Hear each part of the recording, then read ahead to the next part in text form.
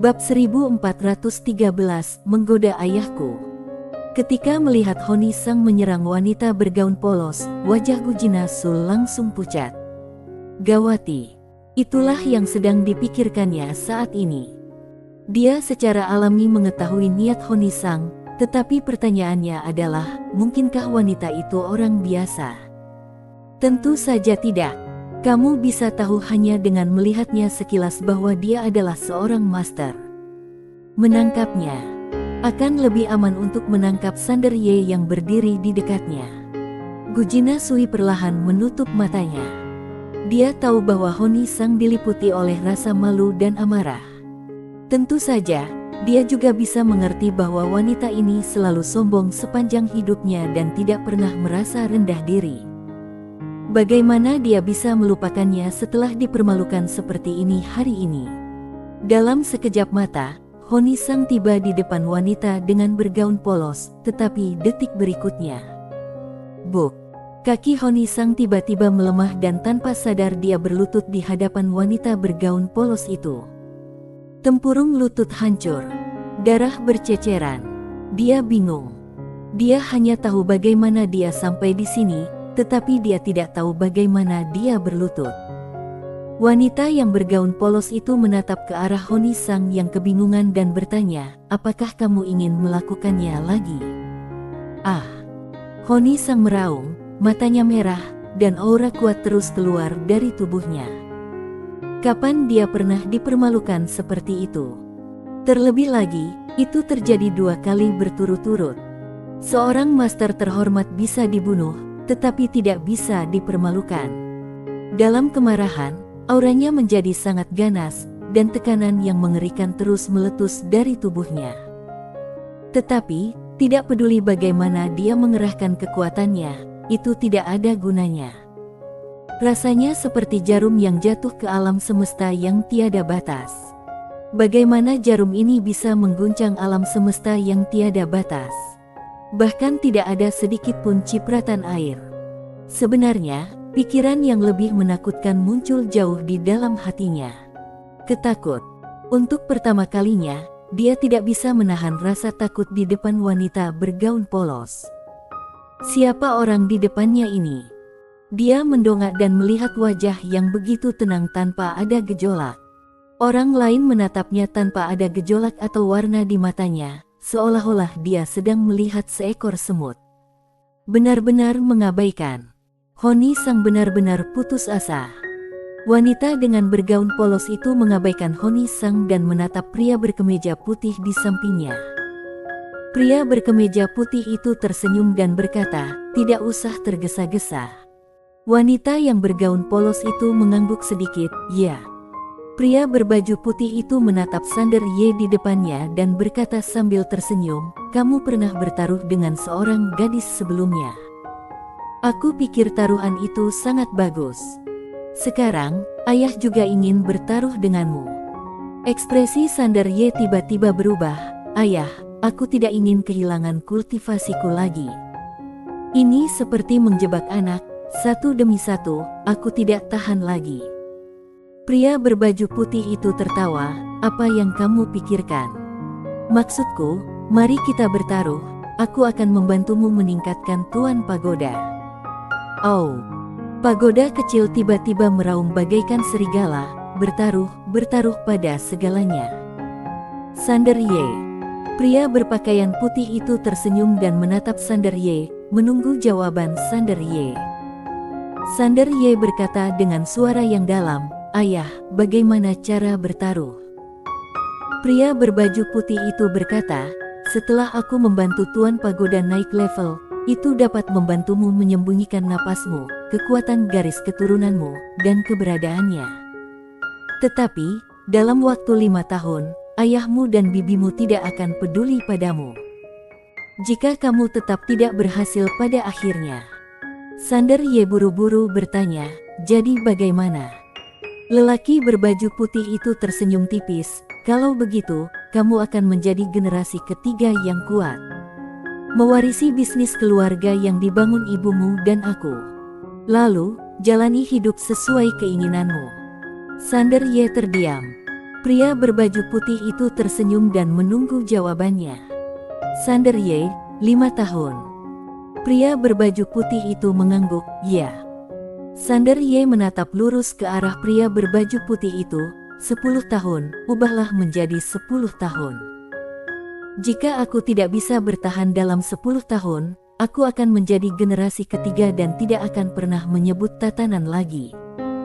Pria berbaju putih itu tertawa, kamu punya ambisi besar, tapi apakah kamu punya syarat lain? Sander Ye mengangguk, ayah, Tuan Pagoda sudah ada di keluarga kita selama 3 generasi.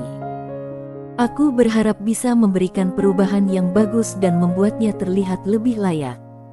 Apaan itu? Pagoda kecil langsung terharu, wah hanya karena apa yang kamu katakan, lain kali kalau membakar jiwa, Tuan Pagoda akan membakar terlebih dulu. Sander Ye. Pria berbaju putih itu tersenyum dan berkata, sepakat. Sander Ye mengangguk, oke. Pria berbaju putih itu tersenyum, lalu merentangkan telapak tangannya dan pagoda kecil itu terbang ke tangannya. Dia menatap pagoda kecil di tangannya, lalu mengetuk pagoda kecil itu dengan jari kirinya. Pagoda kecil itu tiba-tiba bergetar hebat, dan seluruh tubuhnya mulai berubah sedikit demi sedikit, dan beberapa garis halus muncul di sekitarnya. Melihat adegan ini, Sander Ye tertawa. Tuan Pagoda akhirnya berdin. Setelah beberapa saat, pagoda kecil di tangan pria berbaju putih itu terbang di depan Sander Ye. Mulai sekarang, pagoda ini dapat menyembunyikan semua aura dan benda ilahi, dan orang luar tidak akan lagi dapat melihatmu hanya dengan sekali melihat. Sander Ye berkedip, benar. Pria berbaju putih itu tersenyum dan berkata, setidaknya, tidak ada seorang pun di alam semesta yang dapat diamati yang dapat melakukannya saat ini. Sander Ye bertanya tergesa-gesa, bagaimana dengan hal di luar yang bisa diamati? Pria berbaju putih itu tersenyum dan berkata, ini terlalu jauh untukmu saat ini. Sander Ye terdiam, memikirkan kalimat ini. Pria berpakaian putih itu menoleh dan melirik Honi Sang dan Gujina Sui, lalu berkata penuh arti, beberapa hal memang hanya bisa diselesaikan oleh kamu. Sambil berbicara, dia menepuk bahu Sander Ye yang masih berpikir keras, dan berkata, kamu tadi bilang bahwa kamu tidak berniat menyakiti orang lain, tetapi kamu harus waspada terhadap orang lain. Ini benar sekali. Tetapi, seringkali kamu tidak perlu terlalu banyak berpikir. Tidak masalah apakah ada permainan atau tidak. Yang penting kamu bertindak dengan hati nurani yang bersih. Bahkan jika kamu gagal pada akhirnya, itu tidak masalah. Ayah akan mendukungmu. Setelah berkata demikian, dia dan wanita bergaun polos itu pun menghilang. Sander Ye tersadar dan segera melihat ke kedalaman angkasa. La ingin menangkap napas ayah dan bibinya, tetapi ternyata ia tidak dapat menangkapnya sama sekali. Sander Ye tersenyum pahit. Kekuatan ayah dan bibi, dia awalnya mengira ayahnya adalah seorang gangster, dia tidak menyangka bahwa ayahnya juga memiliki bakat terpendam. Dia tidak banyak berpikir dan mengalihkan pandangannya. Dia menoleh untuk melihat Honi Sang yang berlutut tidak jauh dari situ. Dia berjalan perlahan ke arah Honi Sang, yang juga menatapnya dengan tatapan yang sangat dingin. Sander Ye menatap Honi Sang dan bertanya, jika aku membiarkanmu hidup, apakah kamu akan terus menggangguku? Bagaimana mungkin dia yang keras kepala sepanjang hidupnya akan menyerah? Tanpa ragu sedikit pun, dia langsung berkata, ya. Sander Ye tiba-tiba menusukkan pedangnya ke dahinya. Bang! Pedang King Xuan dengan gila melahap jiwanya. Honi Sang membelalakkan matanya dan ingin melawan, tetapi dia tidak dapat melawan sama sekali karena kekuatan wanita bergaun polos itu belum ditarik. Oleh karena itu, dia hanya bisa merasakan pedang King Xuan di tangan Sander Ye melahap jiwanya dengan gila-gilaan. Tak jauh dari sana, Gujina Sui buru-buru berkata, kamu baru saja memberitahu ayahmu untuk tidak membunuhnya, tetapi membiarkannya hidup. Sander Ye menoleh dan melirik Gujina Sui, aku hanya menggoda ayahku. Pagoda kecil. Gujina Sui tertegun sejenak. Dia jelas tidak menyangka Sander Ye akan mengatakan ini padanya. Dia segera menatap Honi Sang dan berkata, cepatlah menyerah. Jika menyerah sekarang, masih ada secercah harapan. Honi Sang menatap Sander Ye, tidak menunjukkan niat untuk menyerah. Melihat pemandangan ini, Gujina Sui langsung mengerutkan kening, dan ketika dia hendak berbicara lagi, dia sepertinya memikirkan sesuatu, dan dia tiba-tiba terkejut. Kamu punya trik yang bagus. Pada saat ini, Sander Ye juga menyadari ada yang tidak beres. Dia menatap Honi Sang, merentangkan telapak tangannya, dan pedang King Xuan bergetar hebat. Dalam sekejap, jiwa Honi Sang terserap sepenuhnya. Tetapi, dia mengerutkan kening. Salah. Jiwa ini tidak lengkap. Wajah Sander Ye menjadi gelap. Ayah. Ayah mengatur tipuan untukku. Oh sial. Orang di depannya sama sekali bukan tubuh asli, dan ayah jelas tahu itu, tetapi ayah tidak memberitahunya. Jika dia memberitahunya, dia pasti tidak akan berani melakukan ini. Dia hanya bertaruh bahwa dia harus bertahan selama 10 tahun dan wanita ini sangat menakutkan. Jika dia bisa membunuh tubuh yang asli, maka itu tentu saja merupakan hal yang baik. Tetapi jika dia tidak bisa membunuh tubuh asli, bukankah itu akan menjadi masalah besar? Sander Ye ingin menamparkan dirinya. Brengsek. Aku begitu bodoh lagi.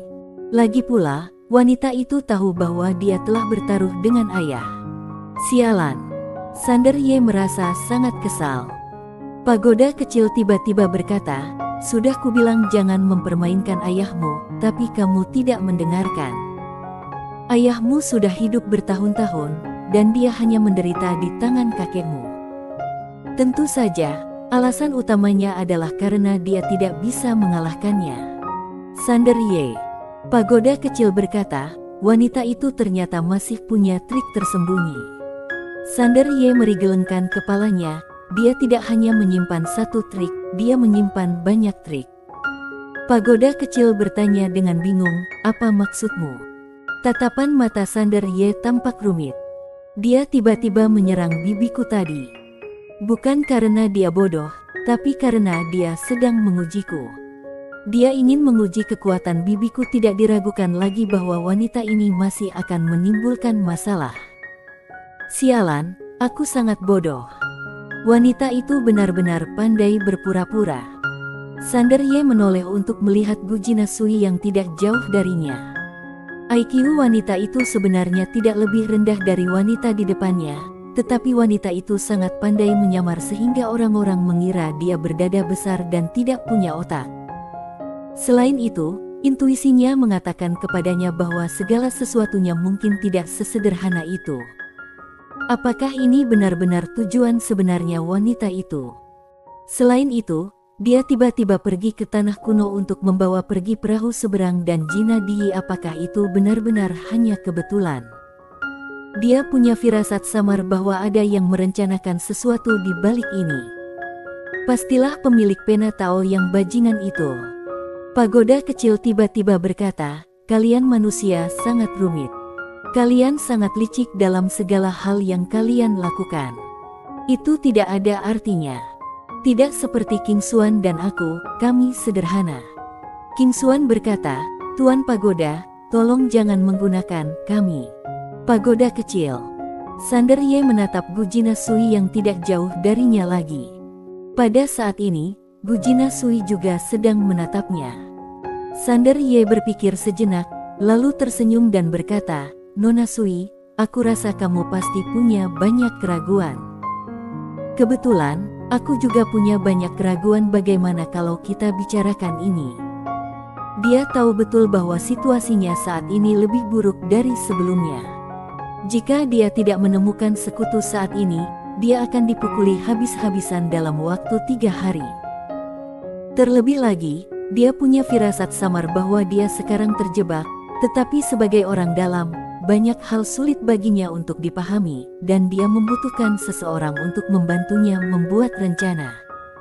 Tidak diragukan lagi, wanita di depannya ini cocok. Gujina Sui tidak mengatakan apa-apa. Sander Ye tidak mengatakan apa-apa dan hanya menunggu di sana.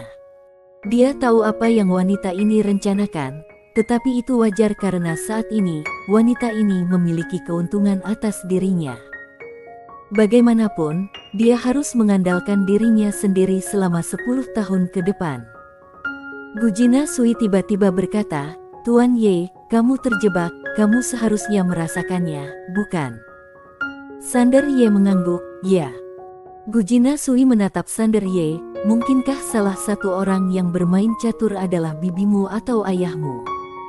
Sander Ye tercengang. Bersambung.